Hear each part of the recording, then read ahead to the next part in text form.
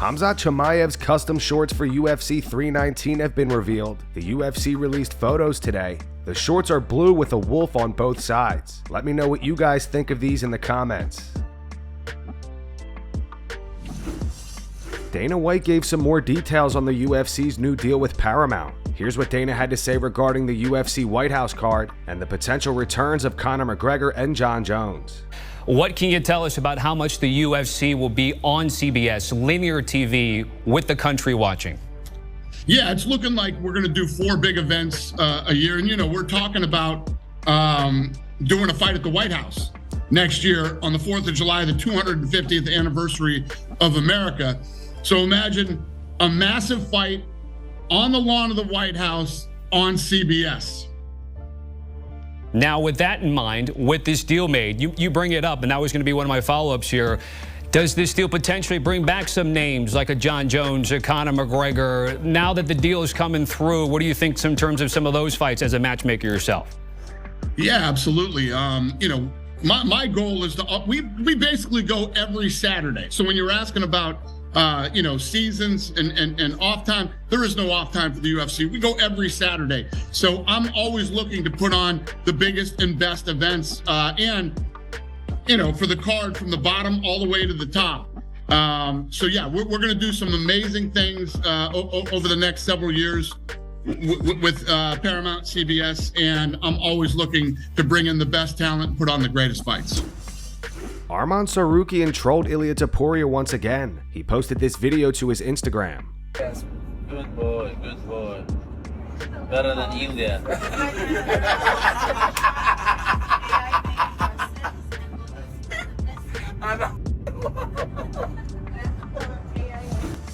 Despite his recent knockout loss to Ilia Topuria, Charles Oliveira is confident heading into his fight with Rafael Fiziev at UFC Rio. In an interview with AG Fight, Charles said, "I've never been knocked out in my life. Everything in life has a first time. Unfortunately, mine arrived. I was knocked out by a tough guy.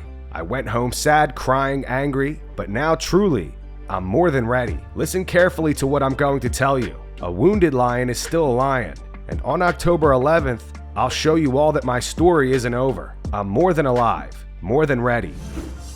Anthony Hernandez made an appearance on the Ariel Helwani show and discussed his recent submission win over Roman Dolidze. He reveals a conversation he had with Dana White, called Roman out for grabbing the fence, and says he's ready to fight for the middleweight title. I don't know. Hopefully Dana liked my statement. I was talking to him during the fight and telling him how strong Roman was, but I didn't know he was holding the fence, my guy. Oh, wow. Yeah. But, yeah, no, I was talking to Dana, having a great time, talking to DC. I think they know that, like, bro, come on, quit playing with me. Give me the shot. You know what I mean? Like, what did Dana say to you? He was just, like, laughed because he's like, holy this fool's talking to me, I think. I don't know if he thinks I got some screws loose, but I do. And I meant to do this, man. I want to be the next champ, so, and really, like, kill this. So you were actually talking to him in the middle of the fight? Yeah, no, I was talking to him. What were you saying? Just like that Roman's hella strong, but I didn't know he was holding the cage. Oh, wow. I was like, dude, this strong. And then he took off his headset. I was like, dude, he's strong as like, dude's strong. It's impressive. Aljamain Sterling was highly impressed with Anthony Hernandez's submission win over Roman Dolidze over the weekend. Aljo compared Hernandez's cardio to Merab Dvalishvili's and believes he'll be a major problem for everyone in the middleweight division. It just goes to show you, like, you can't count this guy out. He's going to always be there looking for the win, and his gas tank is very Merab and Volkanovski-like. He does not get tired, and that is a problem for everyone in that division.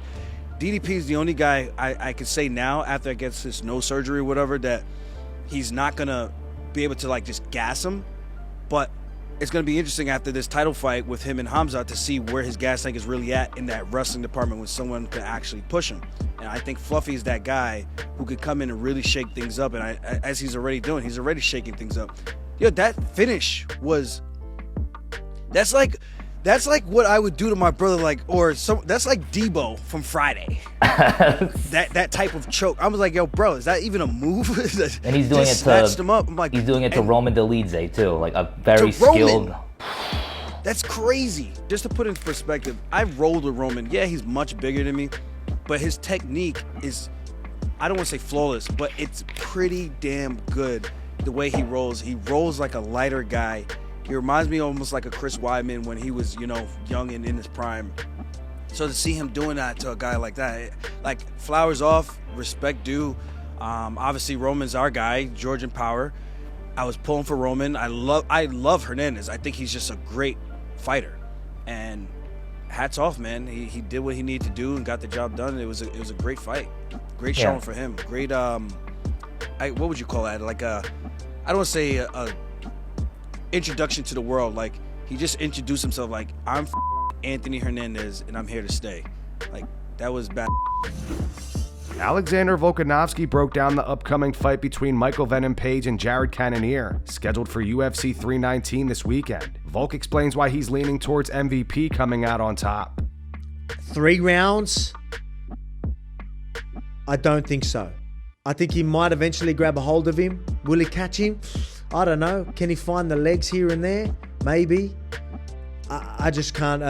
Michael Venom Page, I think I'm usually choosing him most times. Even when they're tough fights, I just know he's going to give. If he's a massive underdog against anyone, I'm still always going to, even though I know the other guy's incredible, he's always going to be maybe a pick for me just because of his movement. And he's very unpredictable and very unorthodox. And I know he can give anyone problems. So that's why I'm always more leaning toward Michael Venom Page, just because I know that gives problems. Doesn't mean a Jared Cannonier can't figure it out. He can figure it out. He sure can. But I just think he's going to have trouble with it. As I told you, even a couple of the great things that he did in a couple of those highlights isn't going to be enough for Michael Venom Page unless you disrupt something first and then you add on a long combo on that. Or you know what I mean? And there needs to be a few layers to it. Your one-off layered combos, your one-off, I'm going to throw a 4-piece combo. No. If you somehow bait him into something, then go, you know what I mean? And you manipulate the situation a little bit, maybe you're in a position to do some damage. But then, yeah, you need to be ready to manipulate it. And then while you've manipulated this position, you need to still be in a position where you can at least fire. You can't be out of position. Oh no, there was an opportunity there, but now I can't fire because I'm leaning back too much, or my feet aren't under me. So like I said, you can see why this ain't easy things to do. Can be done. It ain't easy. So I'm gonna have to go with Michael Venom Page for the win here. I think a decision win. I think Jared Cannonier is too tough to get the finish. I think it's going to be a 3-round decision win for Michael Venom Page. It'll be fun. Like I said, I love watching Michael Venom Page. I love seeing that movement and all the little problems he gives people. So that's going to be an interesting one. Another good fight for UFC 319. Sean O'Malley and Tim Welch believe Khamzat Chimaev will take Dricus Du Plessis down in the first round. They pointed Dricus' fight against Darren Till in 2022, noting that Till, who was primarily a striker, was able to get him down. Dricus did, however, win the fight via submission in the 3rd round. DDP vs. Dude, KC. I keep going back and forth with this fight because it's like you go back. Yes, it was a while ago, but guys like Darren Till are taking down Dricus. What year was that? 5 years ago? Probably, 6 years ago? Probably. Like, dude, you know how good my grappling's got. Yeah, Dricus was getting taken down by Darren Till, all those guys, but I guess the way he's been training is pretty crazy. I mean, he's got a big neck, he's got big traps. Khamzat is taking him down in that first round 110%. Probably in the first 15 milliseconds. Can he defend him off his neck? Can if Khamzat gets his hands attached underneath Dricus' nose, it's probably going to be over. It was 2022. Wasn't that long ago, huh? Yeah, it's like, dude, he's got to survive. He's got to survive. You remember, Usman was on his way to beating Khamzat if he had 2 more rounds. Allegedly. I mean, he was, dude. Khamzat was puckering Usman the puckered too. But Usman's used to those 5 rounds. Yeah. He's been in 5-round wars before. If I had to put money on it, God, I want Dricus to win. For excitement wise, I want Khamzat to win. But I'm worried if Khamzat wins, he ain't fighting again. The tides have turned in the Tom Aspinall and Jon Jones saga. Tom has completely shut down the idea of fighting Jon at the White House card. He's currently set to defend his heavyweight title against Ciryl Gane at UFC 321 on October 25th. In an interview with Ariel Helwani, Tom said, "Do you want me to be honest? It has spent 0 seconds in my mind. That's it. Not interested, mate. Not interested." The world shouldn't be interested either, because what's the point? Just false hope.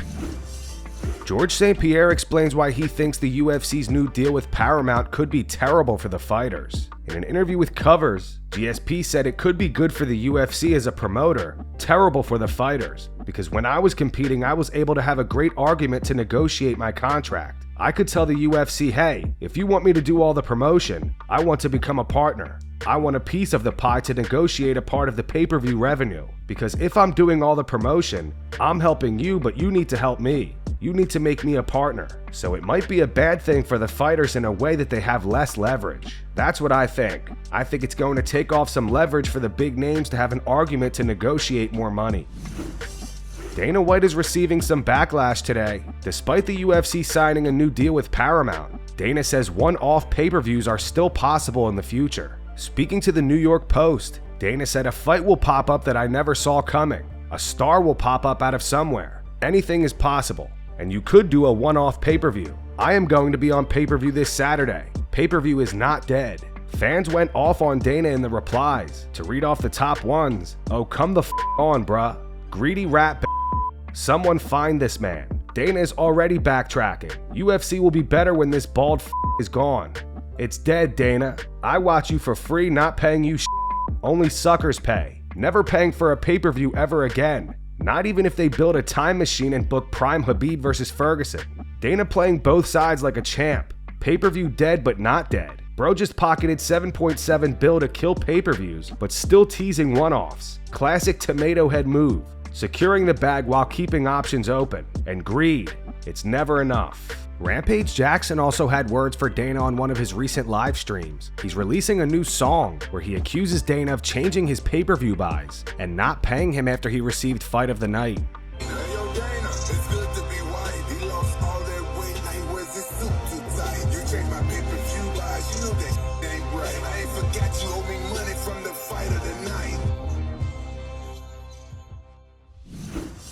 Khamzat Chimaev ran into Dricus Du Plessis today, and despite the recent trash talk, the two kept it respectful. How you doing, you man? You good? Yeah. You too, and you too, man. Have a good weekend. See you on fight, man. It's gonna be a good one. Let's do it.